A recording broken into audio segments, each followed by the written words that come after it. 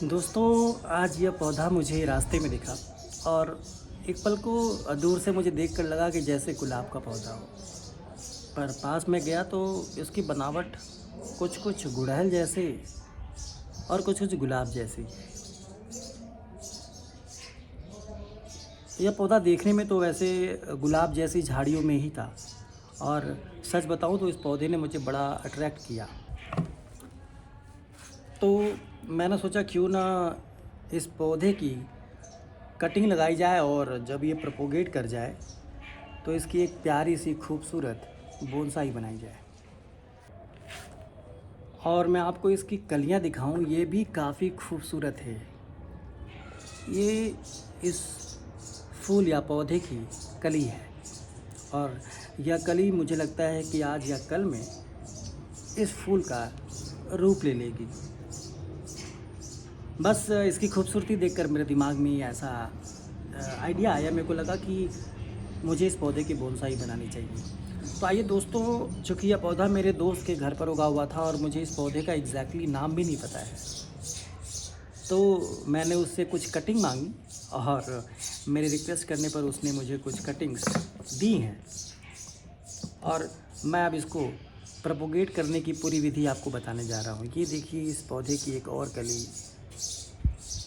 सच कहूँ तो इसकी कली भी बेहद खूबसूरत है और अक्सर उन पौधों की बोनसाई जिस पर फल और फूल आते हैं वह देखने में काफ़ी खूबसूरत लगता है। तो आइए दोस्तों, बिना देरी किए इसकी कुछ कटिंग्स या कलमें तैयार कर लेते हैं।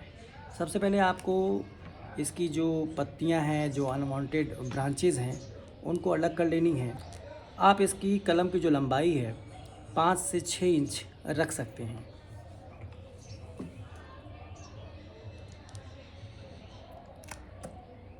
किसी भी पौधे की कलम लगाने के लिए आपको उस डाली पर एक भी पत्ता, एक भी फूल या एक भी फल नहीं छोड़ना है, क्योंकि अगर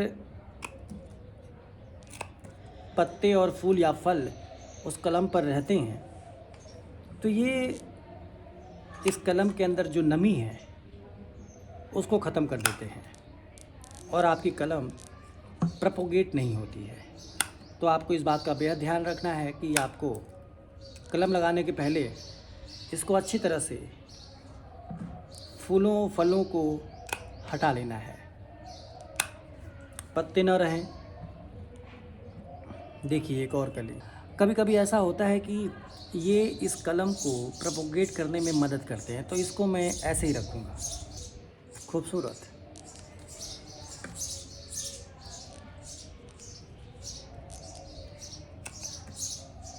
तो दोस्तों, मैंने 5 से 6 कलमें तैयार कर ली हैं। कभी कभी अक्सर ऐसा होता है कि आपकी कुछ कलम जो है, कुछ कटिंग्स डेड कर जाती हैं, वो ग्रो नहीं होती हैं।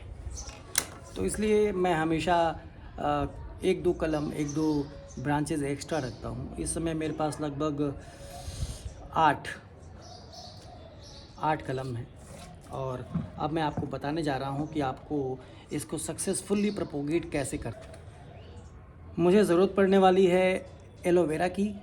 दोस्तों, एलोवेरा एक नेचुरल रूटिंग हार्मोन होता है। मैं आपको अपनी हर वीडियो में इसके बारे में ज़रूर बताता हूँ और दिखाता हूँ। तो आप अपनी कटिंग ग्रो करने के लिए अगर आपके पास कोई रूटिंग हार्मोन, रूटिंग पाउडर नहीं है, तो आप एलोवेरा का प्रयोग कर सकते हैं। कटिंग को आपको कुछ इस तरीके से तिरछा काट लेना है। आप चाहें तो इसके नीचे की जो छाल है इसको आप रफली निकाल सकते हैं, कुछ इस तरीके से।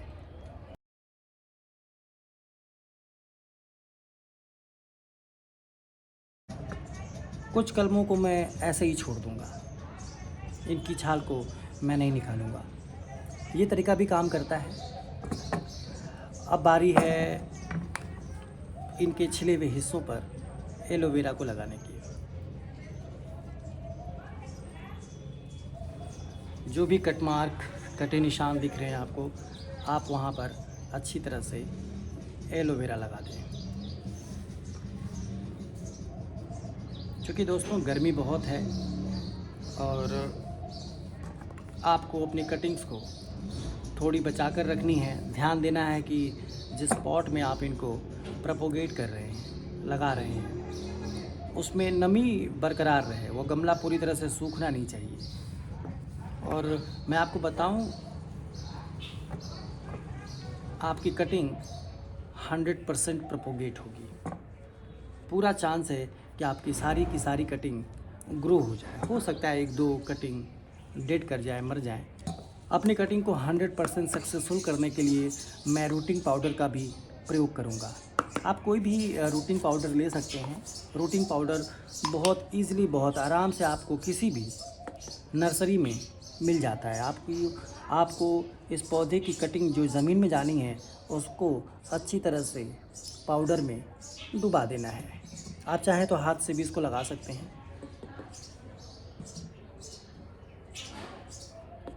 रूटिंग पाउडर लगाने का एक बेनिफिट यह है दोस्तों कि आपके कटिंग की प्रोपोगेट करने के जो चांसेस हैं वो 100% बढ़ जाते हैं। मतलब एक गारंटी मिल जाती है कि आपकी कटिंग सक्सेसफुल होगी ही होगी। तो दोस्तों, मैंने सारी कटिंग्स पर रूटिंग पाउडर या रूटिंग हार्मोन को लगा लिया है।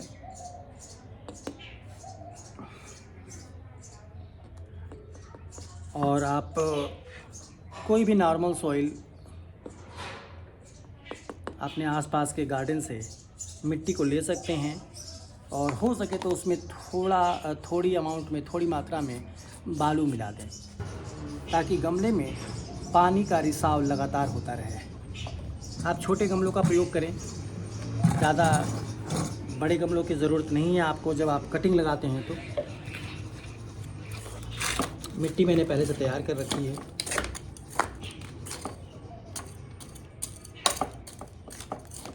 वैसे मैं आपको बता दूं कि इस मिट्टी में मैंने 50% गार्डन सॉइल और 25% के आसपास बालू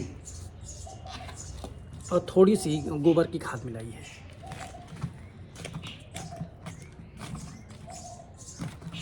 आप चाहें तो इस मिट्टी में पहले ही पानी देकर मिट्टी को नरम कर सकते हैं। आपको इस बात का भी ध्यान रखना है कि आप जब अपनी कलमों को, अपनी कटिंग्स को इसमें लगाएं, तो उसमें जो रूटिंग पाउडर आपने लगाया है, आपको डायरेक्ट इसको मिट्टी में नहीं लगा देना है। आपको पहले एक जगह बनानी है ताकि आपका जो पाउडर है वह मिट्टी में चिपक कर इस कटिंग से अलग ना हो जाए। तो मैंने पहले थोड़ी जगह बना लेनी है। आपको जितनी कटिंग लगानी है, चूँकि मेरे पास 8 कटिंग है, 4 कटिंग मैं 2 गमलों में लगाने जा रहा हूँ। तो मैंने एक जगह बना ली छोटी सी, और अब मैं इसको इसमें लगा देता हूँ।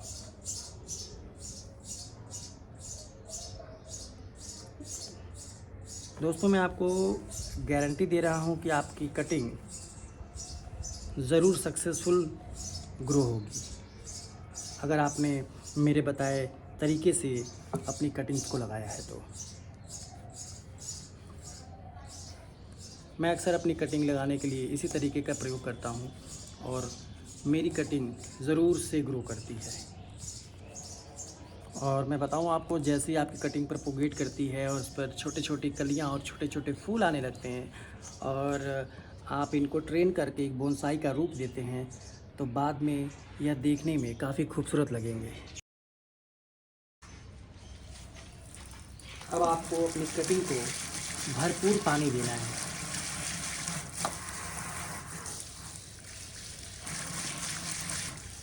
दोस्तों, भरपूर पानी देने के बाद आपको अपनी इस कटिंग को एक ट्रांसपेरेंट प्लास्टिक से कवर कर देना है, ताकि इस गमले की जो नमी है वो बरकरार रहे और आपकी कटिंग भी गर्मी से मरे नहीं। अब आपको इसको अच्छी तरह से बांधकर कम से कम 15 दिनों तक एक ऐसी जगह पर रख देना है जहाँ पर सूर्य का प्रकाश डायरेक्ट ना आता हो।